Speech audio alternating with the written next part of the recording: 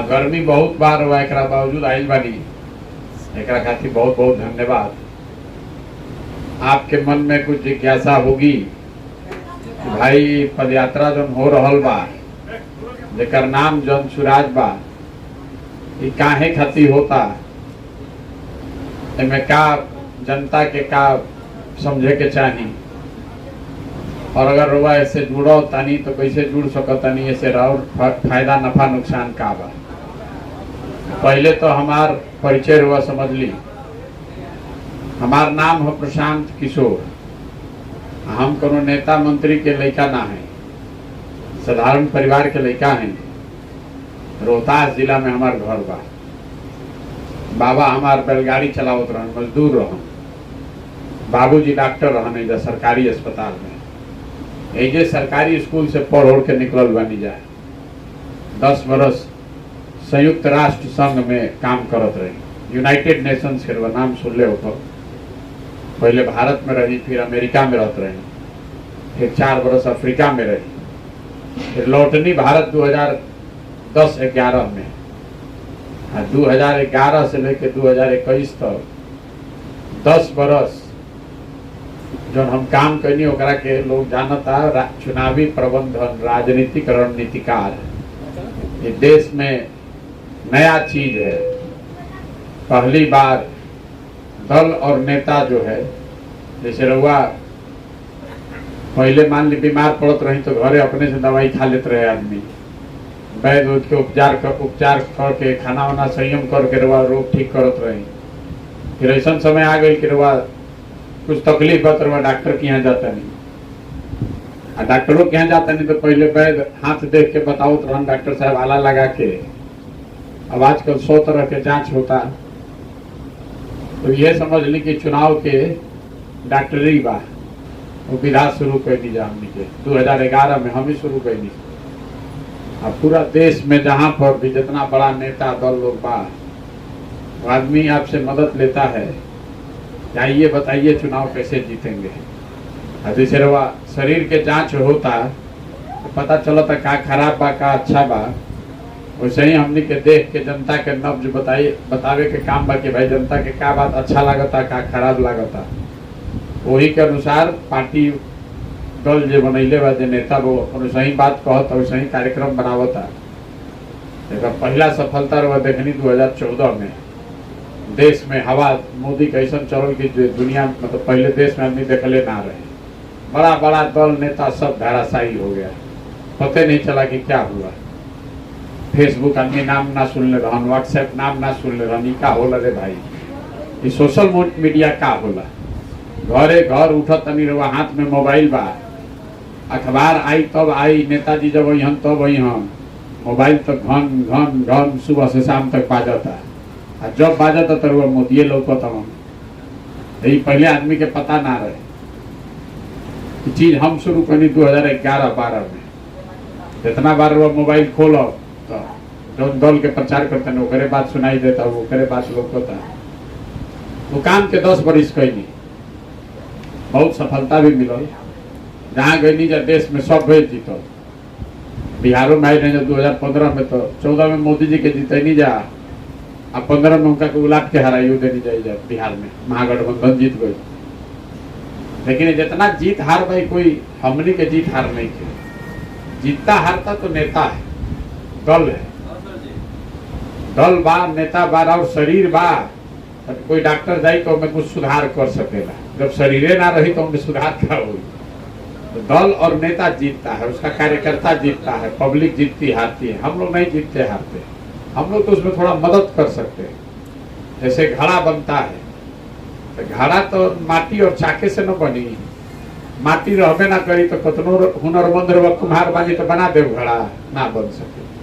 तो बहुत आदमी यो विवाद करता है, ये भाई महागठबंधन जीतल तो लालू जी नीतीश जी से जीतल, आकि प्रशांत किशोर जो रणनीति बनैलन उसे जीतल। मोदी जी जीतलन तो अपना दम पर जीतलन कि प्रशांत किशोर के मदद से जीतलन। ये बहस का कोई मुद्दा नहीं। जो नेता जीता है वो अपने दम पर जीता है। आप शरीर दौड़ रहे हैं तो आप दौड़ते तो अपनी ताकत से, सब कोई नहीं दौड़ सकता है। जो सिखावे वाला बा वो थोड़ा बढ़िया सिखा दी कि रवा जौन 1000 मीटर दौड़त रही तो 1200 दौड़े लगे, दौड़े तो रहुए आवे के चाहे। तो काम 10 बरिस कैनी हम छोड़ देने फिर 2021 में बंगाल के चुनाव के रवा सुन ले ओकर कहानी, बहुत भारी लड़ाई भइल बंगाल में 2021 में। पूरा देश मान लेलस कि अब तो भाजपा जीती, कोई रोक ना सके बंगाल में। मुझे उलाट देनी जान भाजपा को हराए नहीं, उनको 77 पर ला दिए नीचे। तो बहुत 200-250 सीट आदमी कहत रहे, 77 पर भाजपा को रोका गया बंगाल में। उस दिन हमने घोषणा किया कि अब ये काम नहीं करेंगे। हो गए बहुत दिन, बहुत आदमी के यो बुझाता भाई काहे छोड़ दिल। 10 बरिस करके देखनी बहुत जीत मिला, सब जगह जीते। तमिलनाडु जीते, तेलंगाना, आंध्रा, बंगाल, महाराष्ट्र, दिल्ली, जहाँ गई जा सब जीतल बनी, सब स्टेट। लेकिन फिर बंगाल जीतने के बाद हमने तय किया कि नहीं, ये अब काम नहीं करेंगे। इसलिए नहीं करेंगे कि एहसास हुआ 10 बरस करके कि भाई हम जेकरा के जिताओ तनी एकर तो कोनो गारंटी नहीं है कि जितला के बाद वो पब्लिक के अच्छे काम करो।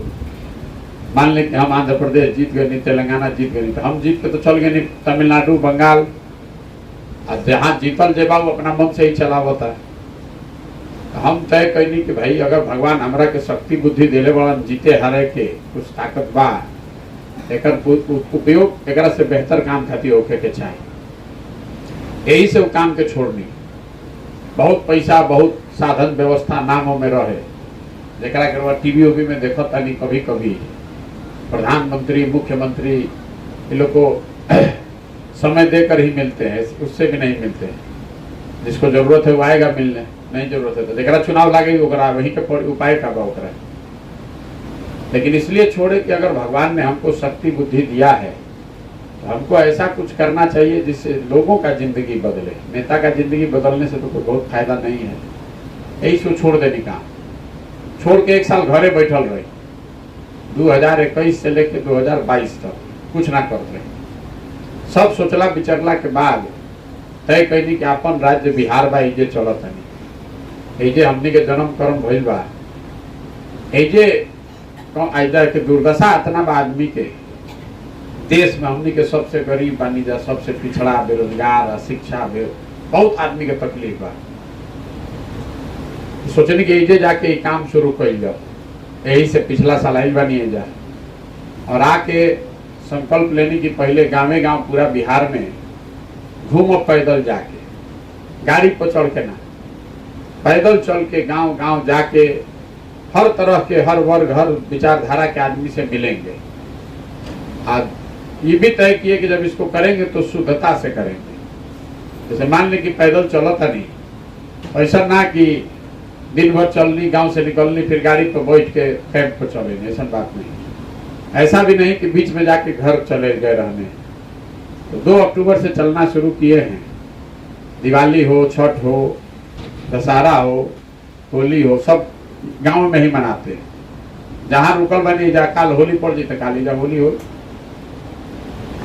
और सुबह से शाम तक यही काम करते हैं। घर परिवार छोड़ के यहाँ कल रात में जैसे आपके यहाँ आए हैं तो रात हुआ है तो यहाँ रुके हैं। एगो अंदाजा बात पहले से कि एक दिन में 15, 20, 25 किलोमीटर आदमी चल सकेला। एजा से 20 किलोमीटर दूर फिर कैंप लागल हुई, चलत जाएगी, उजा रुक जाएगी। हर रास्ता में जौन आदमी भेटल, परिचय भइल, बातचीत भइल, समस्या के देखनी जा अपना आँख से, कोना गांव में का दशा बा, कहाँ रोड नहीं खे, सड़क नहीं खे, नाली नहीं खे, नहर में पानी नहीं खे, लोग अनाज किसानी, खेती किसानी करत, ओकरा का दिक्कत है। जितना आदमी से भेंट होके दिन भर में 2000, 2500 जितना आदमी भेटा जा, उनका से मिलना, बात करना, समझना, यही से इस संकल्प लेके चलल बानी कि पहले जाई मिलो आ लोग की बताई पहले कि हमने कई दुर्दशा बा का है। आखिर बिहार में भी जो आदमी रहता काम तो सबे करते बा, ऐसा तो बा ना कि सबे घरे बैठल बा। 8 घंटा 10 घंटा रहुआ हम सब काम करते बा। अपना से हमनी के सरकारों ठीके चुन के लावत नहीं जा, अपना अपना बुद्धि से तो सब वोट ठीके देता। आखिर सुधरत काहे नहीं। देखिए राजनीति में जे सरकार में रहेला तो ये कहेला कि हम जो करतानी हे राम राज्य बा, ये सबसे बढ़िया बा। आ जे विरोधी बा ओकर काम बा कि जे सरकार में बा ओकरा के गरियाओ, ओकरा शिकायत करो। हम बात दूसर कहतनी, हम कहतनी कि जे जे रहे सरकार में, जे जो कैलस चाहे करे के दावा करता, उ सबके सही मान लिया जाओ। मान लिया जाओ कि 40 वर्ष कांग्रेस के राज रहे, तब बिहार में कुछ काम भइल, जरूर भइल होई कुछ काम। मान लिया जाओ कि लालू जी रहन 15 वर्ष, तो सामाजिक तौर पर जो गरीब आदमी था, पिछड़ा था, उसको बल मिला, आवाज मिला, इज्जत मिला, यह ना दावा करता हूँ लालू जी। मान लिया जाओ, ठीक बात है भाई, मैं माने में क्या दिक्कत बा। मान लिया जाओ कि नीतीश कुमार आयल बनन तो कुछ सड़क उड़क बन गई बा, बिजली आ गई बा, इहो माने में कोनो दिक्कत नहीं है। लेकिन अगर सब बात के रवा सही मानियो ले, तो वो आज के जो हमने के दुर्दशा बा वो तो सामने ही बा कि सब सही बा। जे जो आदमी बहस का करला राजनीति में, भाई तू हई ना कैला, हौ ना कैला, हम कहते नहीं कि तू जो कैला ओकरा खातिर राउर साधुवाद बरवा के प्रणाम कर रहा बा। लेकिन जो कैनी ओकरा बावजूद तो सबसे गरीब हमनिए के बानी जाए, उसके बावजूद हमने के लड़कन के पढ़े के व्यवस्था नहीं थे, ओकरा बावजूद हमने के बेरोजगारी बहुत बा। तो पहला शुरुआत जैसे बा, जिसने जो किया या करने का दावा कर रहा है उसके लिए उसका सम्मान है, उसको प्रणाम कर रहे हैं, बहस नहीं कर रहे हैं। लेकिन साथ में ये भी मानना पड़ेगा कि सारे लोगों के प्रयास के बावजूद भी हम लोग का दुर्दशा है। तो हमने कोई समझे के पड़ी कि हमने कोई दुर्दशा बा का है, कि कोनो नेता के वजह से बा, सरकार के वजह से बा, कि कोनो दूसर कारण बा। जैसे पुरान रोग होला तो पकड़ में ही ना आवे कि रोग रवा बा का है, तो जब तक ओकर कारण के पता ना चली तब तक राव रोग सुधर ना सके। तो पहले वह समझे कि बिहार में इतना गरीबी बा का है। बिहार में इतना गरीबी ऐसे नहीं थे कि नीतीश के राज बा, कि लालू के बा, कि मोदी के बा, कि काल कोई दूसर के हो जाए। बिहार में इतना गरीबी ऐसे बा कि गरीबी से निकले के 3 गो रास्ता ऊपर पूरा दुनिया में आदमी बतैले बा। पहला रास्ता बा पढ़ाई, जेकर बाल बच्चा पढ़ जाए, नौकरी वोकरी करे लगी, तो ज्ञान से, सरस्वती से आपका विकास हो सकता है। दूसरा रास्ता है खेती, परिश्रम, जेकरा भी जो जमीन बा वो खेती किसानी करके भी अपन गरीबी दूर कर सकता है। और तीसरा रास्ता है लक्ष्मी, पूंजी, पैसा, जेकरा भी जो बुद्धि नहीं खे, मतलब पढ़ाई नहीं खे, खेती नहीं खे, लेकिन पैसा होखे, तो कुछ रोजी रोजगार करके 5 गो भैंसे पाल के अपन तरक्की कर सकता नहीं। 2 गो ट्रैक्टर खरीद ले, 2 गो कोई मुर्गी फार्म खोल ली, कोई किराना के दुकान खोल ली, फार्चून के दुकान खोल ली। पूरा दुनिया में जितना विद्वान आदमी बाड़ा तो यह बतैलन कि 3 गो रास्ता बा गरीबी से निकले के। या तो रवा पढ़ाई होके, चाहे रवा बिजुन भूमि होके, चाहे पूंजी होके, चौथा कोनो रास्ता नहीं। तो बिहार में रवा ध्यान से देखो तो ज्यादातर आदमी 100 में 80 आदमी के पास ही तीनों में एको चीज नहीं है।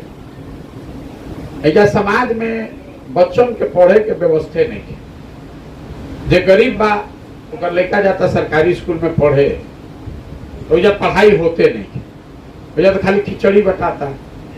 बहुत आदमी यो सोचता कि हमार लड़का तो मान ली सरकारी में नहीं जाता, हमारा जो पैसा बा हम प्राइवेट में पढ़ावता नहीं, तो ऊपर तरक्की काहे दिखे हो। अगर प्राइवेट में भी पढ़त तो स्कूल के जो पढ़ाई का स्तर वो प्राइवेटों में उतने खराब बा। आ कॉलेज में लड़का जाता सर, तो कॉलेज में पढ़ाई नहीं खे हो, तुझा खाली डिग्री बटाता है, नाम लिखवा ले, 2 साल 3 साल घरे बैठी लखेरई करी, घूमी, परीक्षा देनी, चोरी चमारी करके पास हो गई, डिग्री तो मिल गई, पढ़ाई तो भइल ना। तो बिहार में ज्यादातर आदमी और उनके बच्चों को पढ़ने की व्यवस्था नहीं है। जब रवा पढ़ते नहीं थी, जब राउर लड़का पढ़ते नहीं थे, तो वो कोनो इंजीनियर, डॉक्टर, कलेक्टर तो बनी ना, ओकरा मजदूरे बने पड़ी।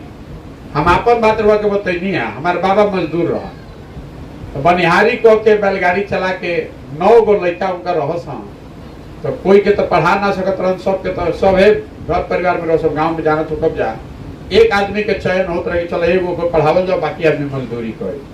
तो हमारे बाबूजी के किस्मत ठीक रहा, तो उनके के चुनाव भइल तो पढ़ल तो डॉक्टर हो गए। हमारे बाबूजी डॉक्टर हो गए तो हम आज पढ़ के भाषण देता नहीं। जब पढ़िएगा नहीं, आज का लड़का पढ़ेगा ही नहीं, खाली डिग्री लेगा और खिचड़ी खाएगा, आपका तरक्की तो वो रास्ता से तो नहीं हो सकता है। दूसरा रास्ता रुआ के बताइए है खेती। मान ली कि आदमी नहीं खन पढ़ा तो बहुत आदमी खेती करके भी आगे बढ़ता है। वो से बिहार में काहे नहीं के फायदा हो। तो बिहार में 100 आदमी जो रहता है उनमें 60 आदमी ऐसा बा जरा भी एको धूर जमीने नहीं। एजा 75 साल से आजादी के बाद से भूमि सुधार को लेकर कोई कामे नहीं हुआ। जो भूमिहीन है वो 100 में 60 आदमी के पास जमीनें नहीं है। वो बटाई करके खेती करता है, चाहे मजदूरी करता है खेत में। और जो 40 आदमी के पास जमीन बा, वो 40 में 35 गो जो आदमी बाड़न, ओकरा भी जो 2 बीघा से कम जमीन बा। बहुत छोटा काश्तकार है जवान बिहार में। तो जे 2 बीघा से कम में खेती करता है, वो कमाए वाला खेती ना है, वो खाए वाला खेती है। वह धान गेहूं सरसों तीसी उपजावता नहीं, लेकिन उतने उपज होता कि बाल बच्चा के पेट भर जाओ। वो बेच के रुपया कमाए के उपाय नहीं थे। यही से हम कहला कि बिहार में खेती जो है वो खाने वाली खेती है, कमाने वाला खेती नहीं है। तो 100 में 5 गो आदमी ऐसा बाड़न किसान ये खेती करके आमदनी करता है। बाकी आदमी खेती करके अपन पेट भरता, खाए पिए के जुगाड़ के लिए बा, चाहे खेती करके खेत में जाके मजदूरी करता है। तो पहला रास्ता रवा के बतैनी पढ़ाई ओकर जुगाड़े नहीं खे, और दूसरा रास्ता बतैनी खेती ओकर रवा सामने आंकड़ा रख देनी। तो तीसरा रास्ता है पूंजी, पैसा। जरा भी कुछो नहीं खे, लक्ष्मी अगर होकर पैसा होकर तो पढ़ाई होके चाहे ना, जमीन होके चाहे ना, दुकान दौरी बिजनेस व्यापार करके आगे आदमी बढ़ सकेला।